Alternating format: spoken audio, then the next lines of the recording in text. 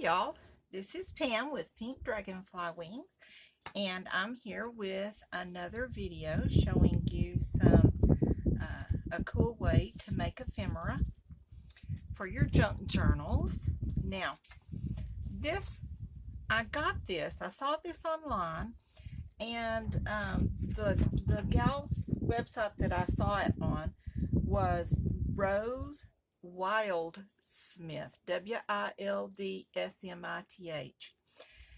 and she showed her version of this, and she also referenced in that video a book where she got the idea, and the book was written by Shelley Rhodes, and the name of the book was called Fragmentation and Repair. Now, I have not seen the book. I don't know, but I did watch Rose's video, and I thought, well, that looks like fun. So I decided to give it a try. Now, mine turned out very different than hers, but I really, really like the way these turned out. So I thought I would share with you on how I made them, and you can give them a try. If you do try this, then post a picture or something down in the description or in the comments, and let me see how you did it, because I watched Rose do it, and she did it beautifully. It was very cool, but for some reason I'm not really good at following directions, I guess. And when I tried to do it the first time I tried to do it, I had a big mess, and so I just threw it in the trash and wasn't going to do it again. And then I thought, no, I can do this. So I got my stuff and I gave it another try. And mine is, like I said, mine is very different than Rose's, but I think both are equally nice. So watch mine, then go watch hers, give yours a try. Maybe you'll come up with something totally different. So I think she called this paper fabric, but that's kind of weird to me. So, but anyway, these are the two that I was finally able to make. And I have a really cool little, let me get all untied from my strings, a really cool fairy journal that I want to put this in and maybe use in the background. I just think it looks kind of fairy-ish. And so I'm anxious to put that in a journal and give it a try. But this is what it looks like when you get done with it. And this one I made, and I made this one with a silver metallic thread, and so it turned out pretty cool too. The threads did kind of bunch up a little bit more, maybe because it's like a, well, I don't know if I can show you this or not, but see, it's kind of like a multi-strand. There are 3 strands of little hairs there that are wound together to make this thread, and so it kind of tended to bunch up a little bit, but I think it turned out fine, and it'll look cool once it's in a journal. So I'm happy with it. And so there we go. Those are the two that I have finished. Now, this is what they're made from. All of us, when we're inking or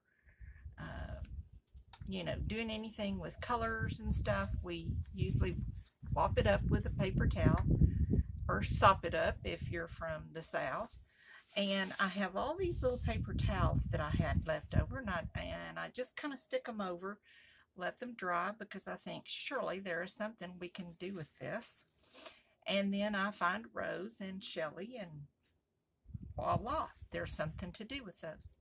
So this is the one, I had 3 of these panels, and this is the one that I used to do this one.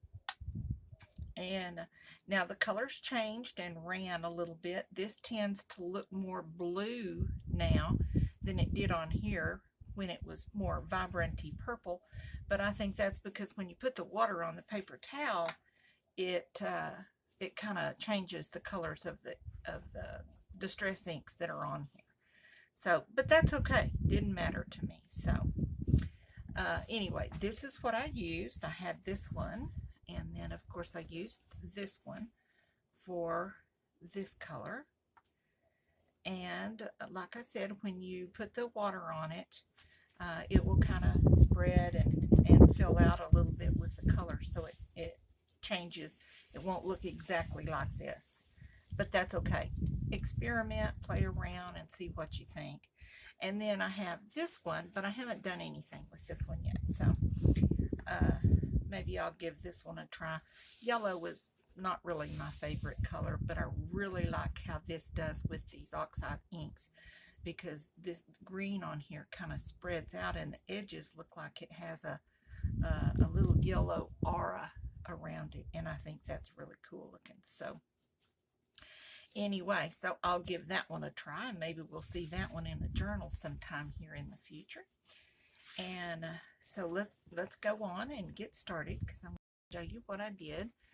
Now, how I started with the paper is I tore off one of these little sections, one of these little sections like this. These are the little paper towels that are like this.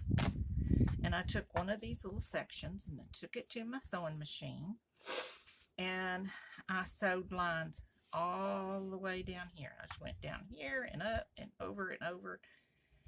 I'm not going to make you watch me sew, because I did it and I was bored. So I can't imagine watching someone else do it.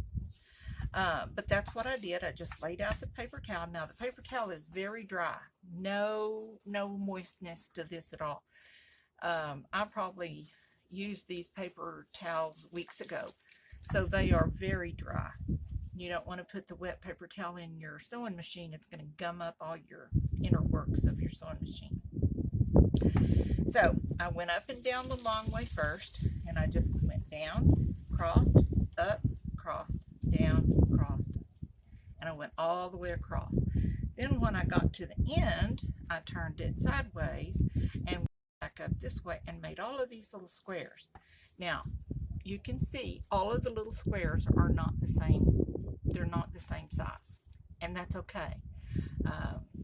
I'm At one time in my life, I was a fairly good seamstress, but then I kind of began to sew professionally, and it kind of blew me. I sewed more for quantity than quality, so it kind of ruined my sewing.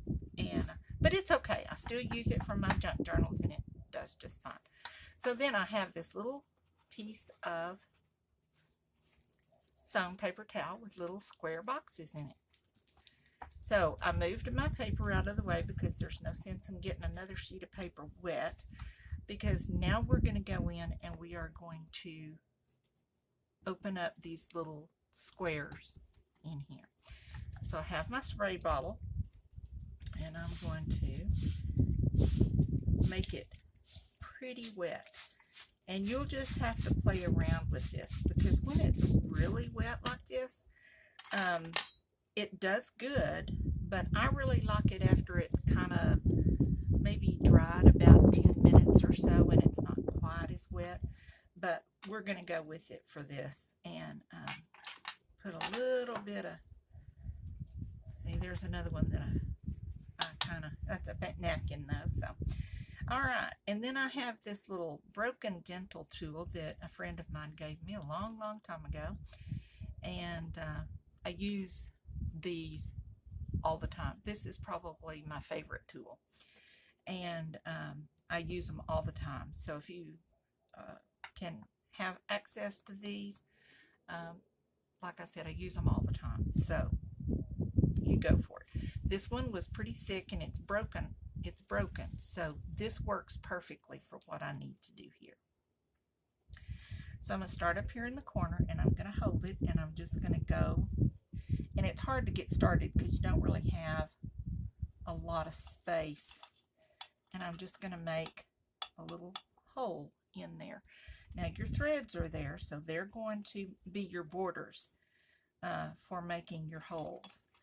Now Rose did it with her fingernail, and kind of did it like this, But you see I have no fingernails, so that didn't work very well for me. So I had to get substitute fingernails. And so you just pull it out like this, run it around,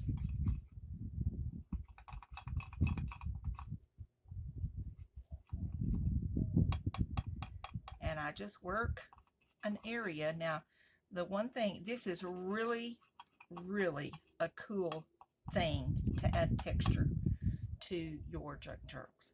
It's really cool. It adds some color, it adds some texture, but it is, for me, at least doing it the way that I'm doing it. And, you know, if there's a way to make it hard, I will find that way. So, it's very time consuming, in my opinion. Now, just the sewing on the up and down. I talked to my mom today and I told her, I said, when she got through doing the project she's doing now, maybe she could sew paper towels for me. She thought I was nuts. So I'll have to send her a picture and show her what my sewed or sewn paper towels looks like. Anyway, so you just keep on going and just keep on, you know, like I said, it's kind of time consuming because there are a lot of little squares on here. But that's okay. The edges are the hardest because, like I said, you don't have anything to hold on to here except a little tiny piece of wet paper towel, and that's not very strong. So, and you just kind of open these up, fold them back so that they kind of lay back on the string that you have there, the sewing that you have, and it kind of opens this up and makes a little hole. And then you start on the next row going up and up, and you just keep doing these over and over until you get done and get all these little holes in here. Now, just because I don't want to lose you in the middle of this video, I'm not going to do all of these. This is the procedure. This is the process that you do. And once you get all of these done, you just let it dry. Now, when I get to this point, and after it's dried for a few minutes, I turn it over, and I have a little pair of not sharp, these are not sharp tweezers, they're kind of blunt on the end, and I go in and just kind of pull out some of the bigger pieces of paper towel to make the holes a little bigger because I want it to show through. And then when I put it in my journal, then I'll put a backing on it so, you know, you can see the color. And I just pull some of this off. This is just little pieces that were in those holes. Throw that in the trash. And then you have these holes a little bigger. Okay? And I do that kind of after every 2 or 3 rows. Get to use the other end. 2 or 3 rows just because I don't want them to get stuck on there. Now, after this dries completely like these, you can go back and remove a little bit more until you get it like you want it and have the look that you want. Even this one, the holes are a little more cleared out than this one. This one still has a lot of the paper towel still in the holes, but I really liked that because of the colors, and I wanted, since I was going to use this in a fairy journal, then I wanted those colors to be there and to show out. So if you have, I'll use this, a piece of paper, see there, that's how it's going to look on the page. You can make a pretty little pocket. You could just put it on the page and put things on there, use it solely as a texturing thing. Now, if you were going to use it for a pocket, you really need to put this piece of paper and glue it to another piece of paper. This, I don't think, would stand up over time to a tag or something going in and out, in and out, in and out. Because this is just a paper towel. And over time, that paper towel is going to wear down. So I would take this and maybe cut it right here on the edge of one of these stitches and glue it down, and then you can put this in your journal. So that would be pretty cool to use, and have a really pretty little pocket in your journal. And then you can go ahead and decorate and use things however you want to use them in your journal, depending on what kind of journal you have. So back to our little hole making, and see that the paper towel is getting a little bit drier now, and these holes form a little better, I think. And I left the strings on here. I was afraid if I cut them off too short before I got ready, they'd come unraveled while I was trying to do all this. So I left the strings.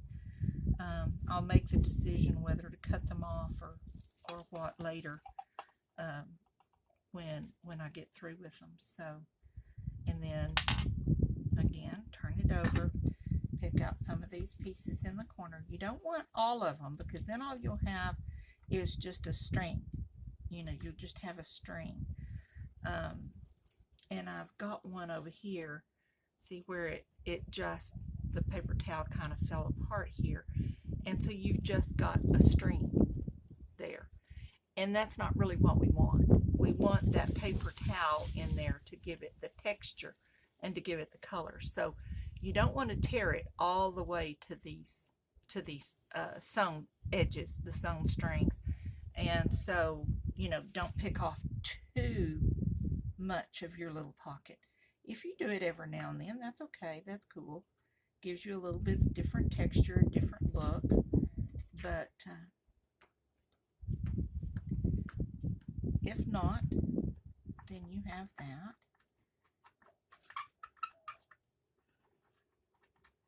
You just pull those little pieces out, and as it dries, and like I said, in my craft room here, I have a really nice set of windows here, and of course, living in Texas, you don't get to use them very often. I lived in Colorado, and we didn't have air conditioning because we didn't need it, and so I really got used to having the windows open and this beautiful fresh air coming in. So I'm getting to do that right now. It's still early spring here, and so I'm leaving my windows open. So I leave these out, and these dry very quickly. So there you go, and then use them to whatever extent you want in your junk journal, and have a good time with it. Like I said, you could take this is a page for a junk journal. You could take this, and let's see if I can get this off of here without tearing up my stuff. I need to glue that down a little more. And you could take this and maybe just put it up here in the corner and cut this right here, fold it up, make a little ephemera thing for your journal, and put a flower down here for this. But I think it's just so cool and so versatile and so beautiful. So experiment, and I have this on here just to kind of hold that on. So just experiment with your what you have, and I didn't use any particular kind of paper towel. These are just paper towels from Walmart. I use them in my kitchen. I use them in my craft room all the time. So I didn't use anything special. Plain old sewing thread, and ended up with a very beautiful piece of ephemera that I can use in my junk journals. So give it a try, see what you think. Like I said, if you do it and you try this experiment, then shoot me back a picture and let me see how you're doing, and see what you did with it, because like I said, this is very different than what Rose did, and I didn't actually see what Shelley did, so I don't know if it's different or not, but it is definitely a little different than what Rose showed on the video. So experiment, make it your own, do your own thing, and if you like it, please like and subscribe to my channel. I also have an online store at Pink Dragonfly Wings with a Z on the end.com, and I have a lot of scrapbooks, some journals, some eclectic items in there, lots of junk journaling things, and so go check that out and see what you think, and you might find something in there you just can't live without. So give it a whirl, and we'll see you next time. Thank you. Bye bye.